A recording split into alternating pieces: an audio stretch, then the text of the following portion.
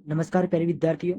तो विद्यार्थियों, हम देख रहे थे राजस्थान सीईटी ग्रेजुएशन एग्जाम 2024 की जो 12वीं लेवल की एग्जाम है वो देख रहे थे क्वेश्चन। वो कैसे पशु परीक्षा रीट और सीईटी एग्जाम जितने भी एग्जाम होते हैं कंपटीशन की तैयारी की उन सभी के अंदर ही क्वेश्चन पूछे जाते हैं साथियों। यानी कि उसका मॉडल पेपर देख रहे थे, कहने का मतलब ये है कि लेकिन सभी के अंदर ही क्वेश्चन आते हैं साथियों। Okay, graduation exam 2024। ओके, 22 अक्टूबर 2024 को होने जा रही है बहुत ही बड़ी सीईटी ग्रेजुएशन परीक्षा 2024 की। ओके साथियों, यह पार्ट नंबर चौथा है। पार्ट नंबर 30 तक हमने कल देख लेते साथियों।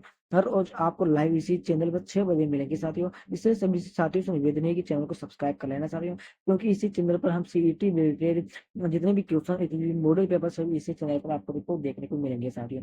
ओके साथियों, शुरू करते हैं। शुरू करने से पहले आपसे छोटी सी रिक्वेस्ट है साथियों कि एग्जाम स्टडी चैनल को सब्सक्राइब कर लेना, क्योंकि जितने भी कंपटीशन की तैयारी करने वाले विद्यार्थी हैं उन सभी की जो तैयारी होती है इसी चैनल पर कराई जाएगी साथियों। ओके, और यदि आपको पीडीएफ प्राप्त करना है तो टेलीग्राम चैनल को ज्वाइन कर लीजिएगा। उसको आपको लिंक एक बार डिस्क्रिप्शन खोलना, वहां पर आपको उसकी लिंक मिल जाएगी साथियों।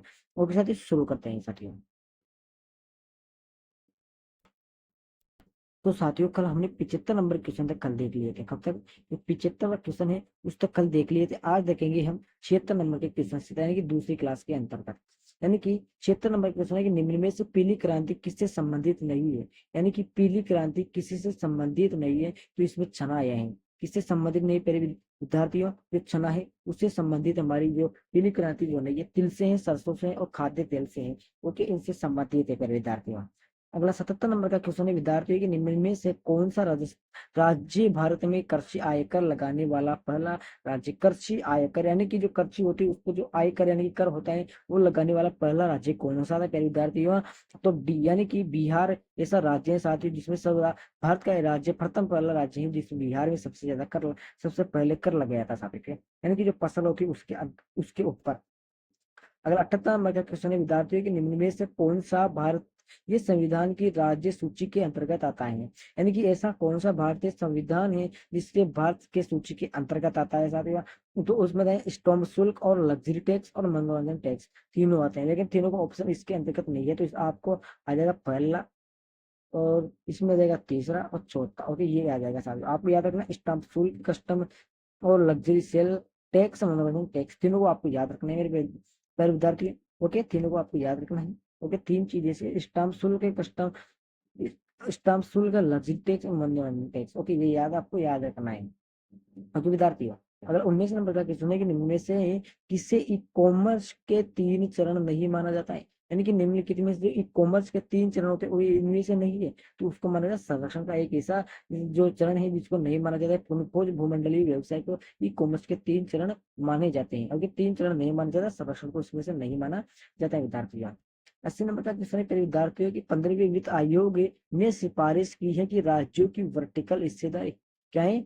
15वीं वित्त आयोग ने सिफारिश की है कि राज्यों की वर्टिकल हिस्सेदारी हिस्सेदारी तो इसके आपका ऑप्शन सही रहेगा इसमें आपका ए नंबर का, यानी कि 2021-22 से 25-26 तक 41% रखी गई है। कितनी? 41% रखी गई है प्यारे विद्यार्थियों। ओके विद्यार्थियों, अगर 21 नंबर का क्वेश्चन है प्यारे विद्यार्थियों, गेहूं एवं दलहन पर राष्ट्रीय खाद्य सुरक्षा मिशन है यानी कि NFSA राजस्थान में किस वर्ष प्रारंभ किया गया था? यानी कि जो गेहूं एवं राष्ट्रीय जो दलहन राष्ट्रीय खाद्य मिशन है, यानी कि जो गेहूं देने का काम और दलहन देने का काम राष्ट्रीय सुरक्षा का है, तो कब यानी कि कौन से सन के अंदर प्रारंभ किया था? अक्टूबर 2007-8 के अंतर्गत प्रारंभ किया गया था। कब? 2 अक्टूबर के 2007 और 8 के अंतर्गत शुरू किया गया था प्यारे विद्यार्थियों। ओके, अब इसमें दिया गया है कि आपको क से ब को मिलाना, यानी कि उद्योग दिए गए हैं और स्थान दिए गए, यानी कि उद्यान कहाँ से कहाँ तक है। ओके, पहला है कि राजस्थान स्टेट केमिकल वर्क्स क्या है? राजस्थान स्टेट केमिकल वर्क्स दो, ये कहाँ पर स्थित है? तो ये डिडवाना के अंतर्गत है। कहाँ पर है? ये डिडवाना में आ जाएगा। दूसरा है हाईटेक ग्लास फैक्ट्री, ये कहाँ पर है? ये धौलपुर में हो जाएगा। अगला है मेवाड़ शुगर मिल, तो ये भोपाल सागर में जाएगा।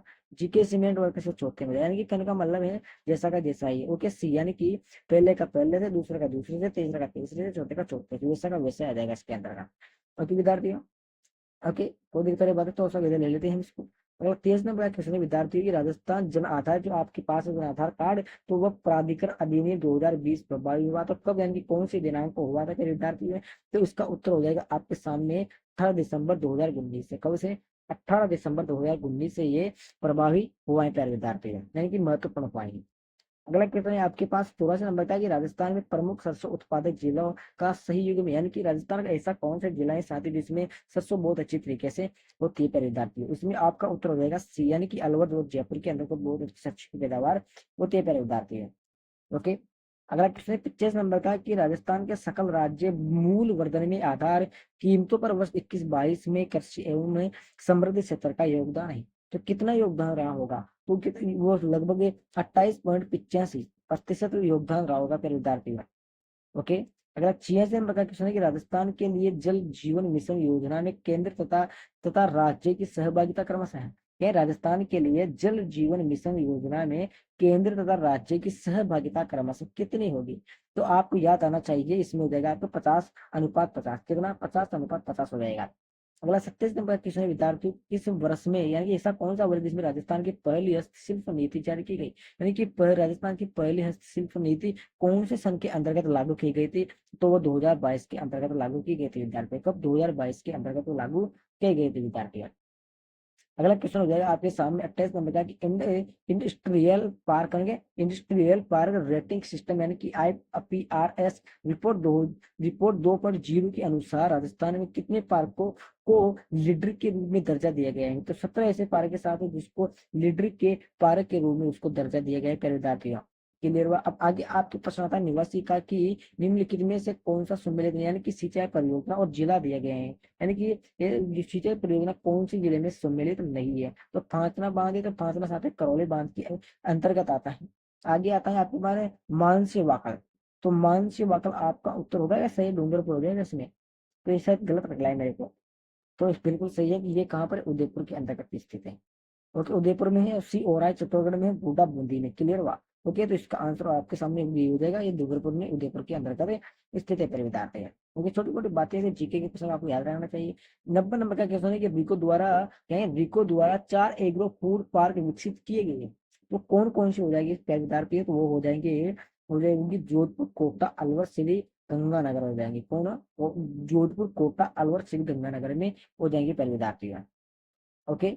अगला 91 नंबर का क्वेश्चन है कि केंद्रीय परिवहन मंत्री नितिन गडकरी ने किस राज्य में 2300 करोड़ रुपए की 119 किलोमीटर की 6 राष्ट्रीय राजमार्ग परियोजनाओं का उद्घाटन और शिलान्यास किया। 6 राष्ट्रीय राजमार्ग, यानी कि 6 राष्ट्रीय जो सड़क होती है NHI की हाईवे, उस प्रकार की जो राष्ट्रीय राजमार्ग उसे परियोजना का उद्घाटन शिलान्यास किया है, तो साथियों वो हो जाएगा आपके सामने मध्य प्रदेश। कौन सा हो जाएगा साथियों? मध्य प्रदेश बिल्कुल सही और करेक्ट आंसर हो जाएगा मेरे प्यारे विद्यार्थी। ओके। यदि किसी प्रश्न का आंसर गलत लगे आपको, तो मेरे कमेंट बॉक्स में बताना कि सर ये प्रश्न का आपने गलत बताया, इसका उसका मैं से उत्तर देने की प्रयास करूंगा। 92 नंबर का क्वेश्चन है केंद्रीय मंत्री मुख्तार अब्बास नकवी ने किस शहर में जुलाई 2022 को 5वें ग्लोबल फिल्म ट्यूरिंग कॉन्क्लेव का उद्घाटन किया है, तो इसका बिल्कुल करेक्ट आंसर होगा मुंबई में। कहाँ कहाँ किया था साथियों? मुंबई के अंतर्गत इसका उद्घाटन किया था प्यारे विद्यार्थी। क्लियर हुआ। बिल्कुल सोचने समझने की बात है इसके अंदर।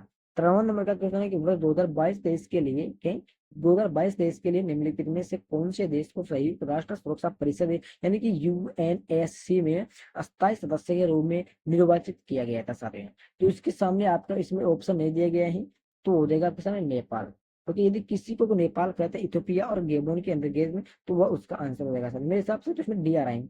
ओके, तो नेपाल आपको याद रखना है, यदि इसमें से आपको देखना है ये बात गूगल पर सर्च मारना है कि तुझे इस प्रश्न को। ओके, और फिर देखना है कि गूगल बताएगा इसका उत्तर। ओके साथियों। 94 नंबर का क्वेश्चन है कि राजस्थान के छठे वित्त आयोग के अध्यक्ष कौन है, तो आपको याद रखेंगे प्रद्युमन सिंह। कौन है? प्रद्युमन सिंह के गोयल नहीं लिखना है आपको, प्रद्युमन सिंह लिखना है। आप प्रद्युमन ऐसी प्रद्युमन लिखेंगे मतलब CID वाला, क्योंकि बोला वो सीरियन है मेरे पे विद्यार्थी है। ओके, 95 नंबर का क्वेश्चन है पर विद्यार्थी की राजस्थान के बजट 21-22 में इंदिरा गांधी शहर क्रेडिट कार्ड योजना में कितनी राशि ब्याज मुक्त ऋण उपलब्ध करवाने की घोषणा की? राज्य सरकार द्वारा इंदिरा गांधी शहर योजना गारंटी योजना कब की गई थी? 2021-22 के अंतर्गत की गई। तो इस बजट के अंदर ये भी कहा गया था कि आपको इतने प्रकार की ब्याज मुक्त मिलेगी, तो 50,000 तक है, 50,000 रुपए का बिल्कुल करेक्ट आंसर हो जाएगा सामने आपके 50,000 रुपये का। ओके, कितना है? 50,000 रुपए का हो जाएगा साथ में। ओके, 50 रुपए का हो गया, इसमें लगभग मेरे हिसाब से होगा साथ में 70,000। एक बार कंफर्म करें कमेंट बॉक्स में, जल्दी जल्दी बताओ मेरे प्यारे विद्यार्थी कितना होगा इसका आंसर। तो बिल्कुल सही आंसर है 50,000 रुपए, कितना? 50,000 रुपए इसका बिल्कुल करेक्ट आंसर होगा प्यारे विद्यार्थी। अगला क्वेश्चन हो जाएगा साथियों आपके सामने 96 नंबर का, कैप्टिव क्या? कैप्टिव एनिमल स्पॉन्सरशिप स्कीम का उद्देश्य क्या है, यानी कि जो स्कीम है कौन से कैप्टिव एनिमल स्पॉन्सरशिप स्कीम का उद्देश्य आपके सामने दिए गए 4-5 ऑप्शन, तो उसमें से बताना है कि कोई क्या ऑप्शन सही है। तो इसका आंसर हो जाएगा साथियों आपके सामने हो जाएगा पक्षीशाला की पक्षियों को आमजन संस्था आदि का गोद लेना। देखिए किसी भी पक्षी हो या पशु हो उसको किसी व्यक्ति के द्वारा गोद लेना क्या कहलाता है साथियों, उस स्कीम का उद्देश्य कैप्टिव एनिमल स्पॉन्सरशिप स्कीम का उद्देश्य है मेरे प्यारे विद्यार्थी। ओके, तो छोटी मोटी बातें रहती चलती रहती हैं, उसको आपको याद रखना है। छोटी छोटे मोटे शहर में बड़ी बड़ी हो रही बातें होती रहती है। गाँव के जो स्टूडेंट विद्यार्थी होते हैं उनका उदाहरण इस प्रकार से। सितंबर ने प्रश्न की प्लेटेन है क्या, प्लेनेट डी की यात्रा सूची 10-16 मोस्ट रोमांटिक सिटी ऑफ और अर्थ में राजस्थान के किस शहर को 2022 में शामिल किया गया है। तो आपके सामने 4 ऑप्शन दिए गए, उनमें से आपको उत्तर बताना है। तो सी इसका बिल्कुल करेक्ट आंसर उदयपुर, कौन सा उदयपुर में शामिल किया गया है विद्यार्थी। अगला क्वेश्चन हो गया आपके सामने कि डीआरडीओ ने भारतीय से नौसेना में सोनार प्रणाली के लिए प्रशिक्षण मूल्यांकन सुविधा किस शहर में शुरू किया गया था। तो आपके सामने उत्तर हो जाएगा कोची है। तो कोची का क्या कहते हैं सर, केरल कहते हैं। क्या कहते हैं, केरल कहते हैं। इसका बिल्कुल करेक्ट आंसर है केरल, तो ये कोची हो जाएगा। अगला 99 नंबर का क्वेश्चन है कि राजस्थान के निम्नलिखित में से किसे जनवरी 2022 में प्रधानमंत्री राष्ट्रीय बाल पुरस्कार से सम्मानित किया गया था। साथियों इसका बिल्कुल करेक्ट आंसर हो जाएगा आपके सामने गौरी माहेश्वरी। कौन है, गौरी माहेश्वरी को राजस्थान के अंदर प्रधानमंत्री राष्ट्रीय बाल पुरस्कार सम्मानित किया गया 2022 के अंतर्गत प्यारे विद्यार्थी। अगला 100 नंबर का क्वेश्चन होगा आपके सामने कि मई 2022 में बंगाल की खाड़ी में आए चक्रवाती तूफान का क्या नाम था। क्या है, मई 2022 में एक तूफान आया था बंगाल की खाड़ी में, उस तूफान का क्या नाम था। साथ ही आपके सामने उत्तर 4 ऑप्शन दिए गए हैं, उनमें से आपको उत्तर बताना है कि क्या नाम था। तो उसका नाम था आसानी। क्या नाम था, आसानी उस तूफान का नाम था। पहले साल जो बंगाल के अंदर आया था 2022 के अंदर, मई 2022 के अंदर। 101 नंबर का क्वेश्चन है, एक फाइनल सिस्टम में वर्तमान निर्देशक उसको पथ को परिभाषित करता है तो वो क्या कहलाता है। तो साथियों आपके सामने 4 ऑप्शन दिए, उनमें से उत्तर बताने हैं आपको। तो उसका उत्तर हो जाएगा आपके सामने रिलेटिव पाथ नियम। क्या देगा, रिलेटिव पाथ नियम हो जाएगा पहले विद्यार्थी का। ओके साथियों, 102 नंबर का क्वेश्चन होगा आपके सामने की सूचना संचार के सभी पहलुओं को नियंत्रित करने के लिए नियमों का समूह क्या कहलाता है। तो इसको देखो तो प्रोटोकॉल क्या कहलाता है, प्रोटोकॉल उसका बिल्कुल करेक्ट सही आंसर हो जाएगा पहले विद्यार्थी। अगला नंबर का क्वेश्चन आपके सामने की प्रिंट गुणवत्ता में तथा प्रिंट गति को में मापा जाता है। तो इसका बिल्कुल सही आंसर होगा आपके सामने उत्तर देके चारों में से बताने हैं आपको। तो सी के बिल्कुल करेक्ट आंसर होगा सामने। डॉट्स पर तो इंच आता है और पेजेस पर मिनट आते हैं साथियों। क्या आता है, डॉट्स पर तो इंच आता है और पेजेस पर मिनट आता है पहले विद्यार्थी। क्लियर हुआ। ओके, 104 नंबर का क्वेश्चन होगा आपके सामने की एम एस वर्ड जो जो एम एस वर्ड किसी पीडीएफ को किसी प्रकार की चीजें बनाने के काम आता है। साथ ही एम एस वर्ड के साथ कार्य करते समय कौन सा विकल्प फाइल मेन्यू में उपलब्ध नहीं होता है। क्या होता है, तो कि कौन सा ऐसा वर्ड यानी कि विकल्प होता है जो फाइल मेन्यू को उपलब्ध नहीं होता है। तो हेडर एवं फुटर उपलब्ध नहीं होता है। कौन सा, हेडर एवं फुटर जो जो हो जो कुछ होता है उसके अंदर उपलब्ध नहीं होता है। जिसको कंप्यूटर चलाना है उसको सब पता है। 105 नंबर का क्वेश्चन है कि एक कंप्यूटर स्प्रेड एक कंप्यूटर स्प्रेडशीट में क्या सही है यदि वर्तमान में या सक्रिय सेल बिफोर है और अपने एंटर की दबाई है। तो उसका क्या उत्तर होगा, तो इसका उत्तर देगा आपके सामने आप सेल में होंगे। क्या होंगे, आप सेल में होंगे। जिसको कंप्यूटर चलाना होगा तो सब पता है सभी कंप्यूटर से रिलेटेड क्वेश्चन आए हैं आपके सामने। 106 नंबर के क्वेश्चन है कि इथाइलिन क्या है, इथाइलिन ग्लाइकोल का प्रयोग किया जाता है। तो इसका प्रयोग किसके अंदर किया जाता है। तो इसका उत्तर किया जाता है प्रतिहीन एंट्रीफ्रीज के रूप में। किसमें, प्रतिहीन एंट्रीन एंटीफ्रीज के रूप में इसका प्रयोग किया जाता है पहले विद्यार्थी। अगला क्वेश्चन होगा आपके सामने कि बिच्छू डंग में कौन सा अमल पाया जाता है। तो मेथेनोइक अमल पाया जाता है। कौन सा अमल पाया जाता है, मेथेनोइक अमल पाया जाता है पहले विद्यार्थी। ओके, इतने छोटी छोटी बातें आप सभी को याद रखना, 5-6 से आप पढ़ते आ रहे हो। ओके, अगला 108 नंबर का क्वेश्चन है कि 100 डिग्री सेल्सियस और प्राकृतिक दबाव ये होता है। प्राकृतिक दबाव पर 0.1 ग्राम पानी के नमूने को 100 डिग्री पर ताप भाप में बदलने के लिए 54 कैलोरी उष्मा ऊर्जा की आवश्यकता होती है। ओके, यदि उत्पादित भाप का आयतन कितना होता है, 167.1 सीसी के क्या कहते हैं आयतन हो तो नमूने की आंतरिक ऊर्जा में परिवर्तन है। तो बिल्कुल इसका करेक्ट आंसर हो जाएगा सी यानी कि 108.7 जूल। इसको हल करना है इस प्रकार से आपको बताना है साथियों। ओके, 109 नंबर का क्वेश्चन है कि इम्यूनोस क्या है, इम्यूनोस क्या है, इम्यूनोस प्रेसेंट आरोपित अंगों को प्राप्त करता हूँ अस्वीकृत होने से रोकते हैं। यानी कि कैसा कौन सी चीज है जो उसको रोकता है। तो उसको रोकता है साइक्लोरोस्फोनिल। कौन है, साइक्लोस्फोरियन। ओके, तो बिल्कुल करेक्ट आंसर हो जाएगा आपके सामने ए वाला। ओके साथियों, अगला क्वेश्चन आपके सामने है कि युद्ध के लिए क्या है, युद्ध के लिए तैयार 5वीं सीढ़ी एकमात्र लड़ाकू है। तो लोक हीड मार्टिन एक वाइस रेप्टर। ओके, बिल्कुल सही आंसर देगा पहले विद्यार्थी। ओके, तो अब 111 नंबर का क्वेश्चन आपके सामने दिए गए हैं, तो ये 111 नंबर का क्वेश्चन आपको करना है, साइंस से रिलेटेड क्वेश्चन है। और के साथ ही तो आपके सामने एक क्वेश्चन और देंगे बाई, ये 112, तो इसको आपको मिलाना है। तो पहला है प्राकृतिक बहुलक, कौन सा 112 नंबर का क्वेश्चन होगा साथ ही आपके सामने, कौन सा 112 नंबर का क्वेश्चन होगा, जिसको भी आपको करना है पहले विद्यार्थी। ओके, तो इसको एक चीज बता दो आपको मैं, इसमें मिलान होगा आपके सामने बी वाला, यानी कि DAB4। ओके, बता दो आपको कोडिंग, पहले बात नहीं तो सुनो साथ। तो इसका हो जाएगा आपके सामने, पहले का हो जाएगा इसमें डी से। ओके, प्राकृतिक बहुलक हो गया स्टार्च एवं सेलुलोज से। दूसरा है ताप दृढ़ बहुलक, तो इसका हो जाएगा आपके सामने बेकेलाइट से। तीसरा है प्रोटॉन, प्रोटॉन है प्रोटीन है, तो इसका हो जाएगा आपके सामने बी से। ओके, अमीन अमीनो अम्ल का बहुलक, चौथा है ताप सुगट्टे बहुलक, तो सब तीसरे से हो जाएगा साथियों। फिर पौधे की बात है, मैंने आपको सब बता दी, चिंता लेने की बात नहीं मेरे विद्यार्थियों, आपको पता ही भी, क्योंकि कोई तैयारी आपके साथ नहीं कराऊंगा साथियों। 113 नंबर का क्वेश्चन है कि जेनेटिक इंजीनियरिंग में प्रयुक्त होने वाला सामान्य जीवाणु, तो वो हो जाएगा साथियों आपके सामने, बिल्कुल करेक्ट और सही आंसर हो जाएगा ई कोलाई। कौन हो जाएगा? ई कोलाई, बिल्कुल सही आंसर हो जाएगा पहले विद्यार्थी का। 114 नंबर का क्वेश्चन है कि ओजोन के बारे में निम्नलिखित में से कौन सा कथन कथन सत्य है? तो इसमें हो जाएगा आपके डी, यानी कि ओजोन का निम्न स्तर वायुमंडलीय प्रदूषण। लेकिन आप गूगल पर सर्च करोगे तो चारों ऑप्शन बिल्कुल सही आंसर हो जाएंगे साथ ही, बस करके मार लेना, विश्वास ना होता आपका मेरे ऊपर। 115 नंबर का क्वेश्चन है कि पानी की अस्थायी कठोरता को दूर करने के लिए किस लवण का उपयोग किया जाता है? ओके, तो किस लवण का उपयोग किया जाता है, इसको आपको एक बार निकालना है और उसका उत्तर आपको इसके अंदर देना है पहले। 114 नंबर का क्वेश्चन है कि एक कस्बे की जनसंख्या कितनी है? 6,000 कितनी है? एक कस्बे की जनसंख्या 6,000 है। यदि पुरुषों की संख्या में 8% की वृद्धि होती है और महिलाओं की संख्या में 10% की वृद्धि होती है, तो जनसंख्या 6,500 हो जाएगी। कस्बे में महिलाओं की संख्या आपको ज्ञात है, कर दीजिए 1,000, यानी कि इसका बिल्कुल सही आंसर हो जाएगा पहले जाके। ओके, 170 नंबर क्वेश्चन की चार संख्याएं दी गई है, नीचे चार संख्याएं आपको दी गई है। प्रथम तीन संख्याओं का औसत 15 है। ओके, अंतिम तीन संख्याओं का औसत 16 है। यदि अंतिम संख्या 19 है तो प्रथम संख्या बराबर है, तो इसका बिल्कुल करेक्ट आंसर हो जाएगा आपके सामने। 15 हो गया, 15 दे देगा यार, जोड़ो करो एक बार हल, तो इसका बिल्कुल सही आंसर हो जाएगा आपके सामने सी, यानी कि 16 हो जाएगा सर, कितना? 16 हो जाएगा इधर। 118 नंबर कितने के दो संभव त्रिभुजों के क्षेत्रफल का अनुपात 36:25 है, तो इसके परिमाप का अनुपात कितना होगा? क्योंकि इसका अनुपात कितना होगा सारे विद्यार्थी है, तो आपको बताना है। तो हो जाएगा 6.5, वो 6.5 भी हो सकता है और 5:6 भी हो सकता है, कोई बड़ी बात नहीं, इस प्रकार की आपने से पूछा जा सकता है। 119 नंबर पूछने के दिए गए चित्र में पानी एक प्रतिबिंब चुनना है। ओके, नीचे कुछ दिए गए चित्र, उसको प्रतिबिंब चुनना है, तो आपको एक बार देखना है, इस प्रकार से पानी में प्रतिबिंब को चुनना है। ओके, आपको चुन लेना है एक बार।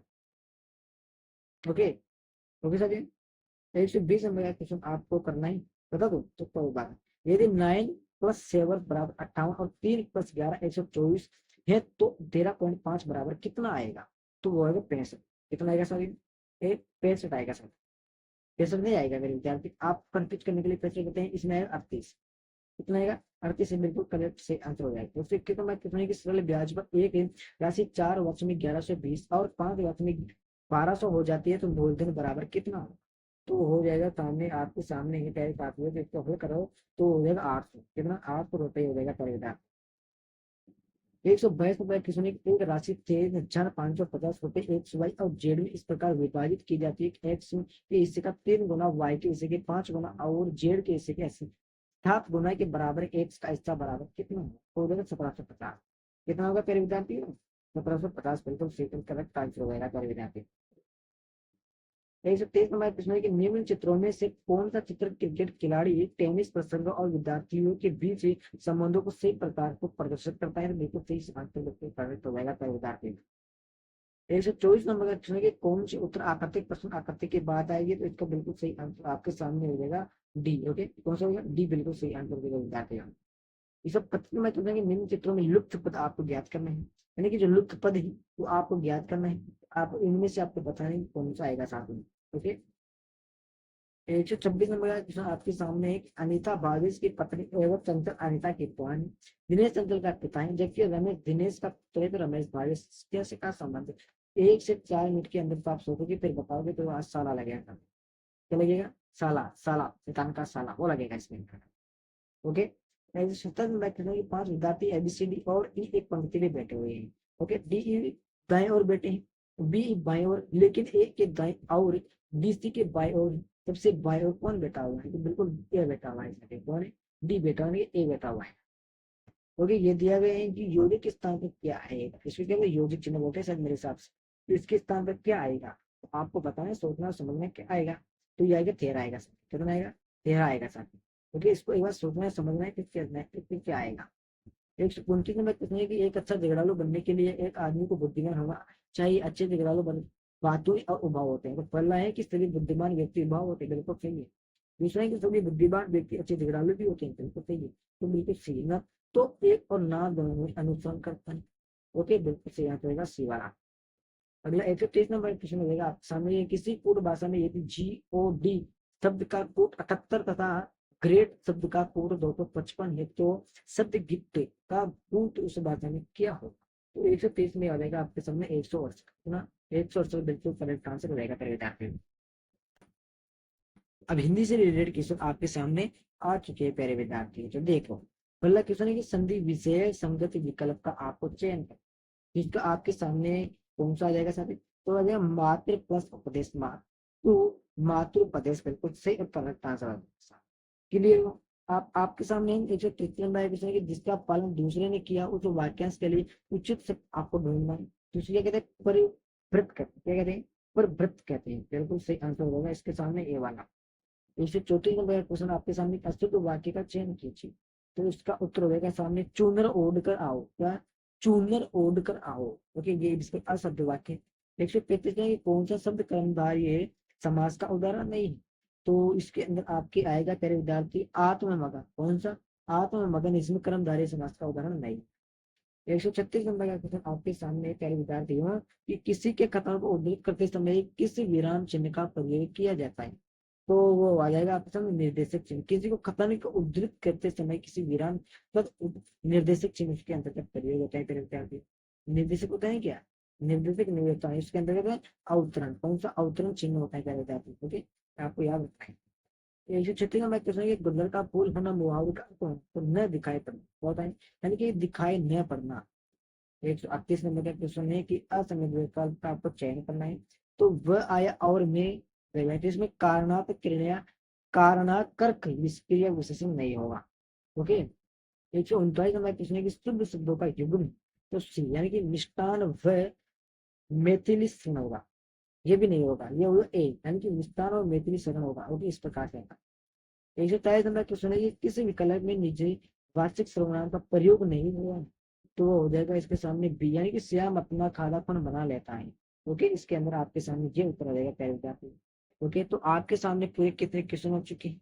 लगभग के आपके सामने पूरे 50 क्वेश्चन या फिर 55 क्वेश्चन के लगभग हो चुके हैं सामने। ओके, तो आपके सामने CUT ग्रेजुएशन का 12वीं लेवल का इस प्रकार से मॉडल पेपर आएगा सब। तो सभी से निवेदन है कि जो प्रथम परीक्षा की तैयारी कर रहे हैं और जो SSC की तैयारी कर रहे हैं, सभी से निवेदन है कि ये आपके एग्जाम के अंदर प्रश्न इस प्रकार से प्रश्न पूछे जाएंगे सारे। तो सभी से अच्छे से तैयारी करें और अपने दोस्तों को बताएं। ओके, और चैनल को सब्सक्राइब करके जाना है प्यारे विद्यार्थी, क्योंकि हमारा हौसला बढ़ता है और जब आप चैनल को सब्सक्राइब करते हो सारे रोजाना आपको इसी टाइम पर क्लास मिल रही है। तो सभी दोस्तों को जय हिंद, जय भारत।